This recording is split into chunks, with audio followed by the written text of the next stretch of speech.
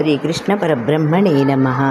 యోగ సాధన చేయునప్పుడు ఆ యోగము పరిపక్వమగుచున్న సమయమున యోగము నుండి భ్రష్టుడైనచో యోగ సాధన చేయుచున్న వారి ఇంటిలో లేక యోగ సిద్ధులై ఇతరులకు యోగమును ఉపదేశించు వారి ఇంటిలో జన్మింతురని క్రిందటి భాగంలో తెలుసుకున్నాము.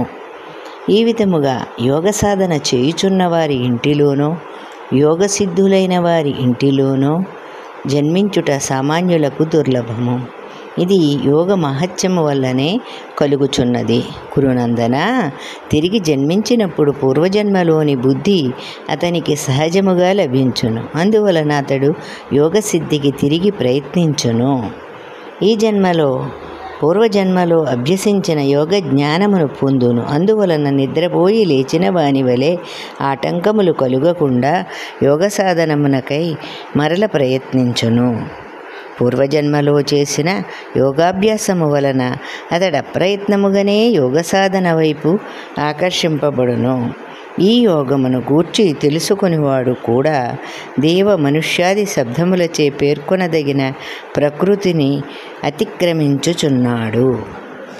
పూర్వజన్మమందు చేసిన యోగాభ్యాస ప్రభావము వలన యోగభ్రష్టుడు అప్రయత్నముగా యోగము వైపు మరలును. యోగ మహత్యము ఈ విధముగా ఉండును. అట్లే యోగ సాధన చేయక యోగమును గూర్చి తెలుసుకొనవలెనని ప్రయత్నించువాడు సహితము యోగ జిజ్ఞాస నుండి చలించిపోయినప్పుడు తిరిగి పూర్వ యోగ జిజ్ఞాసను పొంది కర్మయోగము మొదలైన యోగములను అనుష్ఠించి శబ్దబ్రహ్మకు అతీతుడగుచున్నాడు. శబ్దబ్రహ్మయనగా దేవ మనుష్య పృథివీ అంతరిక్ష స్వర్గాది శబ్దోచ్చారణ యోగ్యమైన ప్రకృతి అని భావము. అట్టి ప్రకృతి సంబంధము నుండి విముక్తుడై దేవ మనుష్యాది శబ్దములచే ఉచ్చరించుటకు తగని జ్ఞానానంద స్వరూపమైన ఆత్మను పొందుచున్నాడని భావము. యోగ మాహత్యము ఈ విధముగా ఉన్నందువలన అనేక జన్మల నుండి సముపార్జించిన పుణ్యముల చేత సమస్త పాపములు తొలగును. అట్టి యోగి ఈ జన్మలో ప్రయత్నపూర్వకంగా సాధన చేయుచున్నప్పుడు విచలిత మనస్కుడైన తిరిగి ఉత్తమ గతిని పొందుచున్నాడు. అనేక జన్మల నుండి సంపాదించుకున్న పుణ్యములచే పాపములను పోగొట్టుకున్న యోగి యోగము నుండి విచలితుడైన పరమగతిని పొందును. యోగి యొక్క పురుషార్థము చాలా గొప్పది కావున యోగి అందరికంటే గొప్పవాడు. యోగి తపోనిష్ఠుల కంటెను జ్ఞానవంతుల కంటెను చివరకు వేదోక్త కర్మలను ఆచరించు వారి కంటెను గొప్పవాడు. కావున అర్జున, నీవు యోగివి కమ్ము. తపస్సును ఆచరించుటచే సాధించు పురుషార్థము కంటెను ఆత్మజ్ఞాన భిన్నమైన జ్ఞానమును సాధించుటచే లభ్యమైన పురుషార్థము కంటెను అశ్వమేధము మొదలైన క్రతువులను ఆచరించుట వలన పొందు పురుషార్థముల కంటెను యోగము అధికమైన పురుషార్థములను సాధించుచున్నది. కావున యోగి తపోనిష్ఠుల కంటెను జ్ఞానుల కంటెను కర్మనిష్ఠుల కంటెను గొప్పవాడు. కావున నీవు యోగివి కమ్ము. ఈ విధముగా ఉపనిషత్తులలో ప్రజాపతి ద్వారా ప్రతిపాదించబడిన పరవిద్యకు అంగమైన ప్రత్యేగాత్మ దర్శనము అనగా జీవాత్మ స్వరూప జ్ఞానము చెప్పబడినది. ఇక పరవిద్యను ఈ విధముగా స్తుతించుచున్నారు. శ్రద్ధ కలిగి నాయందే మనస్సును లగ్నము చేసి నన్ను సేవించువాడు నా దృష్టిలో సమస్త యోగుల కంటే చాలా శ్రేష్ఠుడు. అపి సర్వేషాం అను చోట ఉన్న శబ్దము తపస్వి, జ్ఞాని ఇత్యాది అర్థములను సూచించును. ఈ షష్ఠీ విభక్తిని కూడా పంచమార్థముననే తీసుకొనవలెను. అనగా తపస్వి మొదలైన యోగులందరికంటే ఇచ్చట పేర్కొనబడిన యోగి చాలా శ్రేష్ఠుడని భావము. అతడు ఆవగింజ కంటే మేరుపర్వతము శ్రేష్టమైనట్లు శ్రేష్ఠుడు.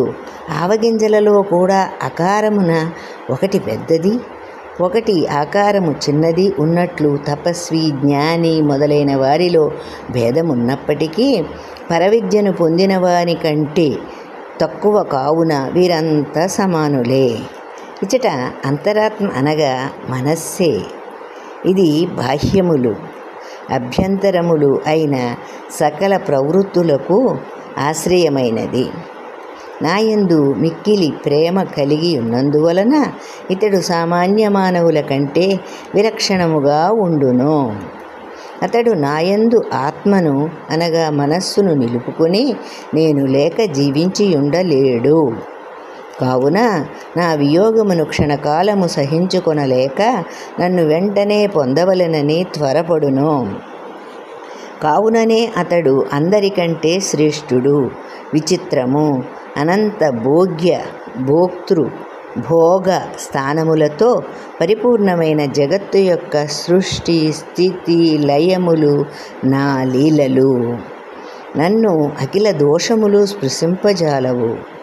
అనవధిక అతిశయ జ్ఞాన బల ఐశ్వర్య వీర్య శక్తి తేజస్సు మొదలైన కళ్యాణ గుణగణములు అధికముగా ఉండును. నా దివ్యమంగళ విగ్రహము నేను కోరినట్లే ఉండును.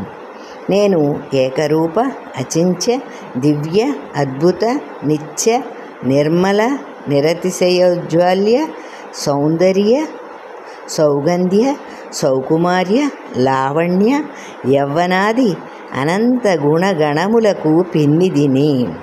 నా స్వరూపము స్వభావము మనస్సుకు వాక్కుకు సైతము అందరానిది. అపారమైన కారుణ్యము సౌశీల్యము వాత్సల్యము ఔదార్యము ఐశ్వర్యములు కలిగి తారతమ్యము లేక సమస్త లోకములకు ఆశ్రయమిత్తును. శరణాగతుల దుఃఖమును తొలగింతును. నన్ను ఆశ్రయించిన వారిపై అపార వాత్సల్యమును చూపింతును. నా పరమాత్మ స్వభావమును వదలక వసుదేవుని ఇంటిలో మానవుడుగా జన్మించి అందరకు దర్శనము నొసగుచున్నాను. అపరిమిత తేజస్సుచే జగత్తునంతా ప్రకాశింపచేయుచు నా కాంతితో విశ్వమంతా ఆవరించియున్నాను. అట్టి నన్ను సేవించు యోగి అందరికంటే శ్రేష్ఠుడు. భగవద్రామానుజులు రచించిన భగవద్గీత భాష్యమున షష్ఠాధ్యాయము సమాప్తము. ప్రథమ షట్కము సమాప్తము. మరికొన్ని విషయాలు తరువాతి భాగంలో తెలుసుకునే ప్రయత్నం చేద్దాం. సుశీలారాణి.